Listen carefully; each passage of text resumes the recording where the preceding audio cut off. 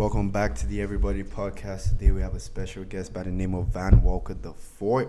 Man, tell us about you, man. What do we need to know? Wow.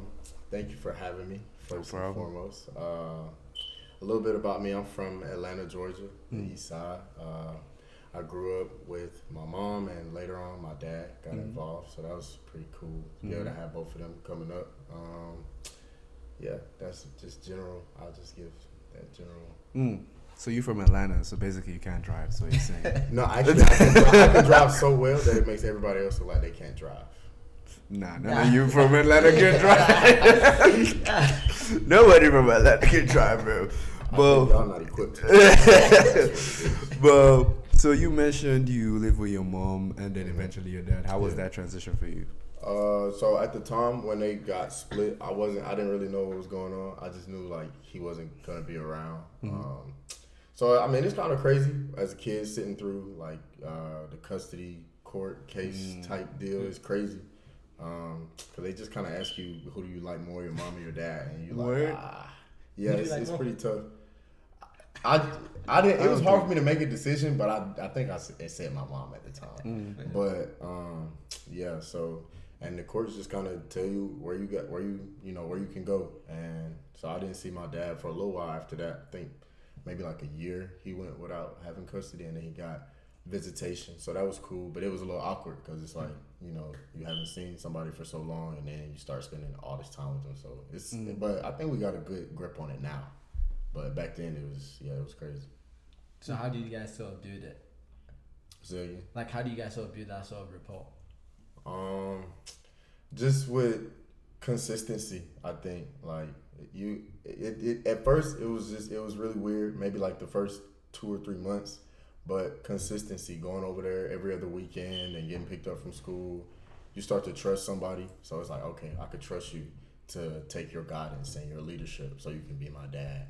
So I had to learn how to let my dad be my dad, but it was cool. Like eventually we worked it out.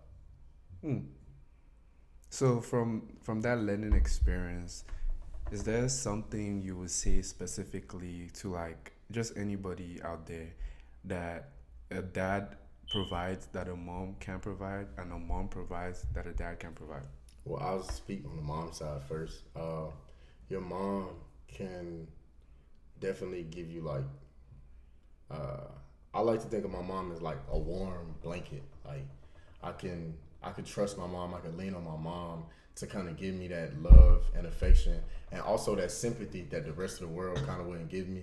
And I can count on my dad to be tough, and he's like, nah, you got to figure this out because this and this and this is going to keep happening and life's not going to stop while this and this is happening, so you just need to figure it out. And my mom would kind of like not coddle me, but she'll make a hard situation a little bit easier, talk to me a little bit smooth, and that's the only place you can really find sympathy because the rest of the world is just going to keep moving. You know what I mean? So Atlanta compared to Huntsville. Yeah, it's what I'll say is Huntsville. What you mean, like Huntsville or A&M? Because Huntsville is a little bit different from A&M. I feel like A&M is a lot more positive than Atlanta, but Huntsville in general is kind of like it's like the north side of Atlanta. It's like it's not as busy with the city life, but it still has some development going on. I mean, they're throwing up all kinds of Top Golf and all kinds of extra amenities around here for the people. But I would say being at A&M is a lot more positive than being in Atlanta because everybody in Atlanta is trying to be known for all of the wrong things, whereas everybody in Huntsville is trying to make a name for themselves. Well, everybody at A&M is trying to make a name for themselves doing some of the right things. So that's one of the major differences. And like I'm very impressionable, so whatever people are doing around me, I feel like I kind of can, I kind of can succumb to what everybody else is doing. So being here is very refreshing because there's so many people trying to do so many different positive things that it's like, man, I need to do something positive too. So in Atlanta, everybody's kind of trying to like rap and, do all kind of other stuff in the streets. So it's easy to let that life get to you if you stay there for too long. You mentioned that you're very impressionable, if I'm not mistaken. So would you say when you're in Atlanta, you did some stuff that you're like, nah, I shouldn't have done that, you know? Yeah, definitely had some nights where I had to think like, man, that's not who I am. Like, What do you do? What'd you do, man? Just being in crowds that I didn't need to be in, and hanging with dudes, and like, I don't know if you've ever seen like the dudes with like the lean belly, and they got like the super duper swole belly, but they a skinny guy, but they just got a swole belly, and it's just like hanging around those kinds of dudes, and you spend time with people, you learn like what matters to them, and I'm like, man, the stuff that matters to y'all really doesn't matter to me. Like, I don't care about being a man and having everything by tomorrow just so I could flex on the next guy. Like, that's not what I care about. And I don't care about, you know, the fanciest car or who could throw the most money in the club or, you know, who can pop it. Like, it's not life's not all about that. And I feel like that can get lost in the hustle and bustle culture of Atlanta, for real. So what do you care about?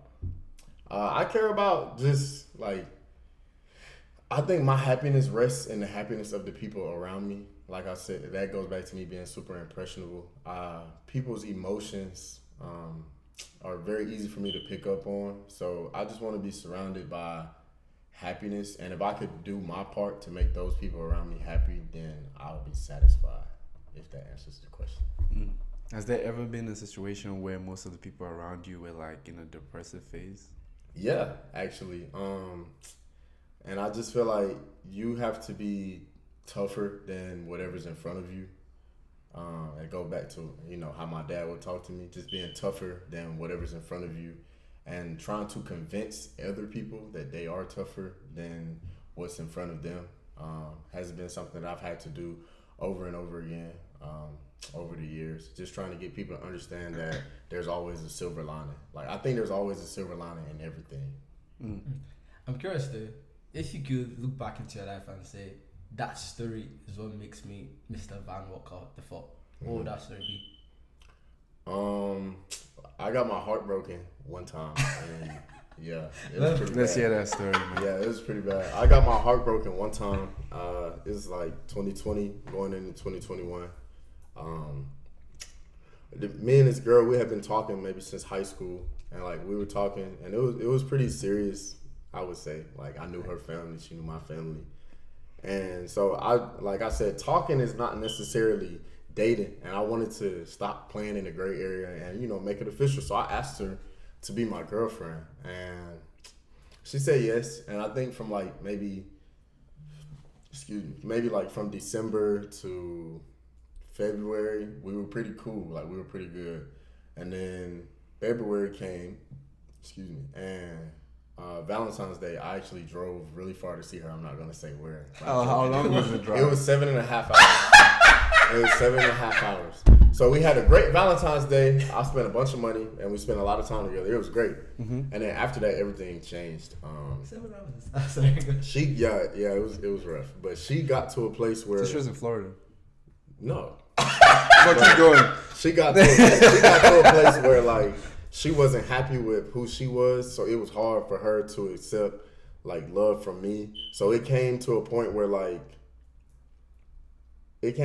she was like kind of shunning me, for real. Like, she didn't know how to accept the love that I was trying to give to her, and I didn't know how to accept that she didn't want my love. So it made a good situation turn bad very quickly. And I just remember her saying, like, one day, like, she didn't want what I was trying to give her, and she felt like she was being smothered, and it made me take a step back, like, oh, maybe I should evaluate what I'm doing here and what I'm trying to do. And then I think in that I found that I really wasn't happy with myself, and that I didn't love myself enough. And so I took all the love that I was giving to her, and I started pouring it into myself.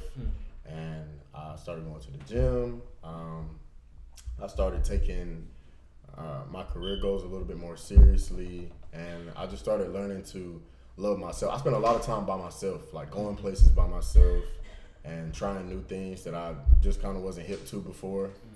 And I found out that I really like myself, and I like being in my own company. And so that, I think, is what changed me and gave me a lot of confidence. I think I left out a part too. I worked at Olive Garden for a short period of time during this yeah, I don't know. It was in 2021 though. Mm-hmm. But I worked there for a short period of time, and it forced me to kind of like talk to a bunch of people that I didn't know, because everybody that sits down is somebody that you don't know. So that's kind of where I think a lot of my confidence came from, and me being able to ease my way into conversations with people that I don't know.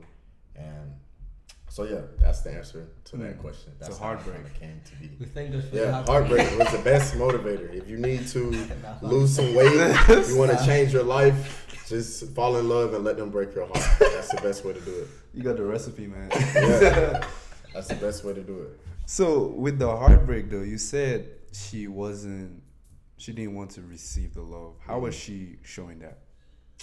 So, I mean, you can always tell when things are different because people start acting different. Yeah. The things that she used to love to do, she didn't want to do them anymore. If I would try to be spontaneous, it was never received well.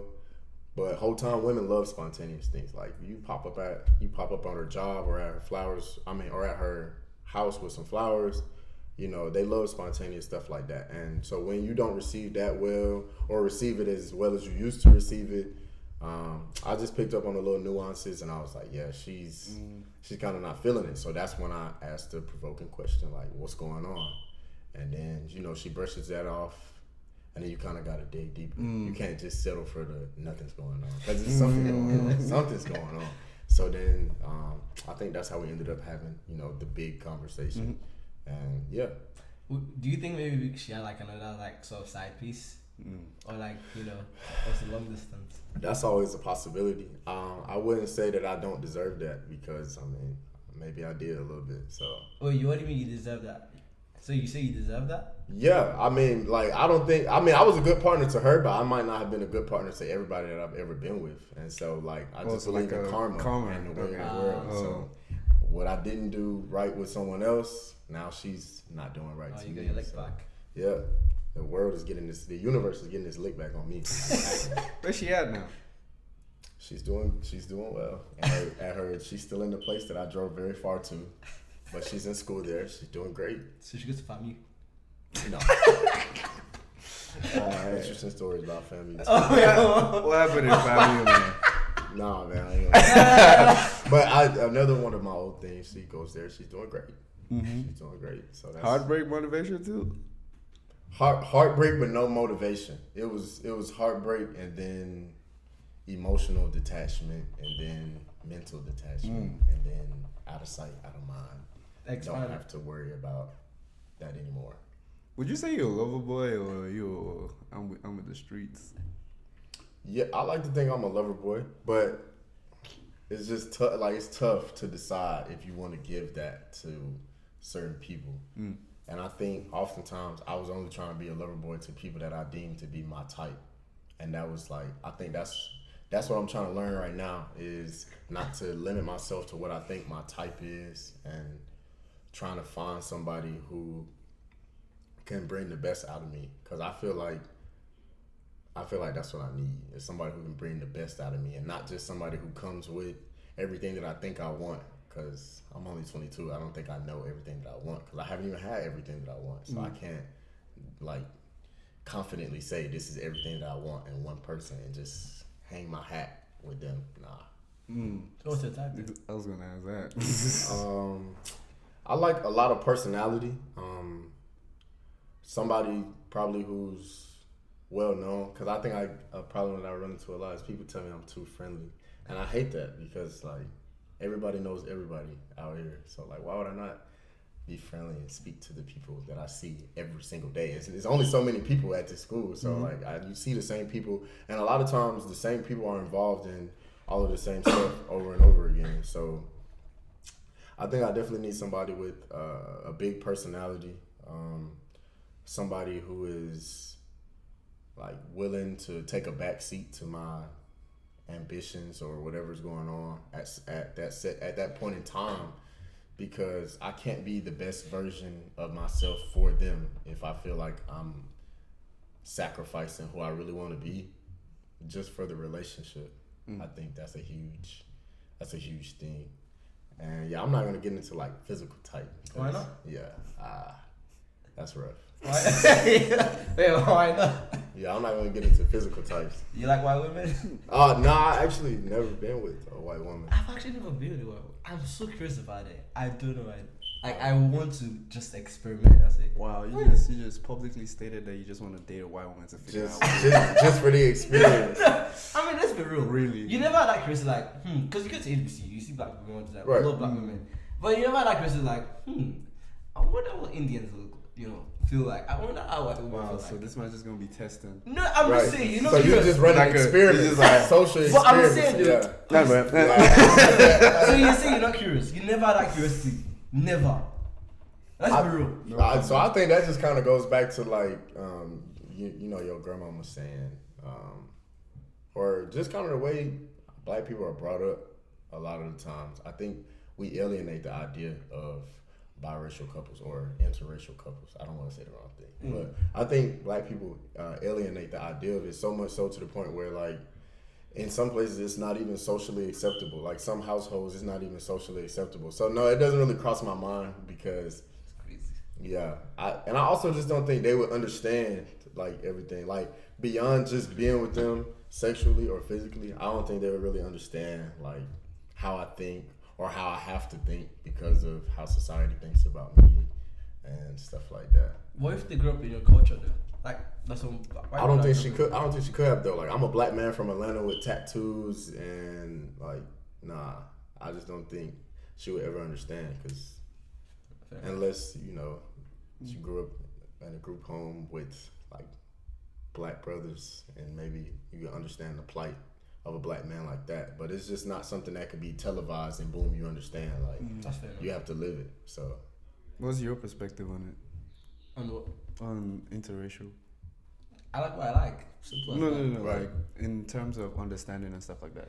Yeah, I definitely think about it a lot too, because again, I'm Nigerian. Mhm. Like, there's some certain things that I love about like my culture that you just can't get. Like, you can't tell me this is Afrobeats. I don't care if you're white, Indian, whatever. That's like your basic requirement. Even if you don't at that point, I'm going to force you to listen to Afrobeats. right. Because when we're going out to, have fun, I'm going to blast Because Afrobeats. that's your culture. Yeah. Now, do you think you would be as receptive to their culture? I think I am. I think me personally, I'm open to like different cultures and perspective. Like, of course, there might be some things that I could care less about, but it's just like, oh, I'm going to try it. I'm going to Yeah. explore it. That type of some mentality. Yeah. No, I feel that for sure. Speaking of ambitions, though, you say you need somebody who's gonna be at the backseat of your ambitions. We know you're into fashion, you're into like leadership and things of that nature. What would you say, or do you know what the end goal is for you now? End goal, I mean, we could talk 10 year, 20 year, but I'll start at 20 year. I definitely want to own and operate a chain of recording studios. I know I made a joke about it being from Atlanta and everybody wanted to make music, but seriously though, that culture and that business out there is really booming and it's a passion of mine. I love music and I would love to be able to help people reach their goals and dreams while also making a little bit of coin. So that kind of goes back to me talking about what really makes me happy, and it's just like helping other people or helping them realize or achieve what their dreams and goals are. And so if I can own and operate the facilities that do that, that's good enough for me, for sure. So, do you make music? No, I do not. I do not make Do you music. rap? No, I do not. But I mean, I feel like it's a rite of passage coming out of Atlanta. All of us have definitely made at least one song. So you have one song? No, it's pretty bad though. I want to hear. Like this is deleted actually. I don't even think it exists. It's pretty bad though. But I tried it one time. Once if it's on the internet, we can find it. I hope it's not. What was your stage name? Diesel. Oh, My family calls me Van Diesel, and my Instagram name used to be Diesel404. So Diesel was what I was rocking. Yeah, you can find it. I hope you don't. If it's on the internet, Nick, I'm gonna kill you. I'm gonna kill you. Oh, okay. So this is a perfect segue to the last two sections of the podcast.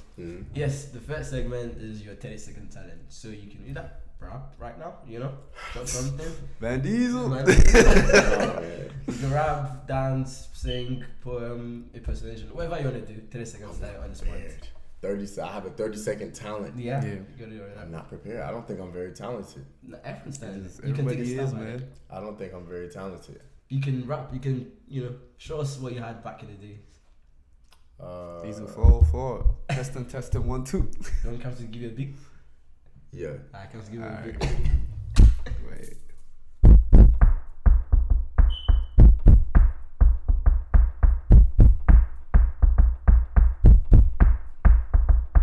We had 30 seconds yet? Yeah. I don't got it. I'm not a very talented individual. I hate to let the people down. I'm not a very talented That man said that we have 30 seconds. I'll have to skip that one. I'll get back to you on the talent. I'm developing a couple of times. That's Okay, it. that's cool. So the last part is where you recommend creatives around campus, Huntsville, Atlanta, anybody that you think of, and they can tell us where we can find you. Wow. I got a long list. Shots by Milo. Mm-hmm. It's my good friend Miles McCoy. He takes amazing pictures. He makes people look like gods and goddesses with the camera. Miss Does a Lot. That's my good friend Thailand. She literally can do everything from embroidery to t-shirts to, oh my gosh, custom pieces for whoever. She can do anything. Oh my gosh, I don't want to leave anybody out. This is so tough. Straight. But shout out to everybody who's doing their thing at A&M and around A&M. It takes a lot of guts and courage to produce a product and then share it to everybody else for their judgment. So that's super huge. And shout out to everybody that's doing it, not just the people I named. All right. So appreciate you, man, coming on the podcast. That's the last part of the podcast. Appreciate you for having me. It's been a long time coming in. We had to Appreciate you having move me. this, that, and the third. But you heard the live here. He's gonna start his recording studios. And he's We gonna be- rap. We're gonna be shooting for free in the podcast place and all that stuff. And he's gonna rap. On the house. Yeah, Diesel I'll probably learn a 404. couple tracks. Well, But hey, this is our main DCAMC. Ola Shibumi Olako. Don't forget to like, subscribe, and tell your mom and dad know that good stuff. GG.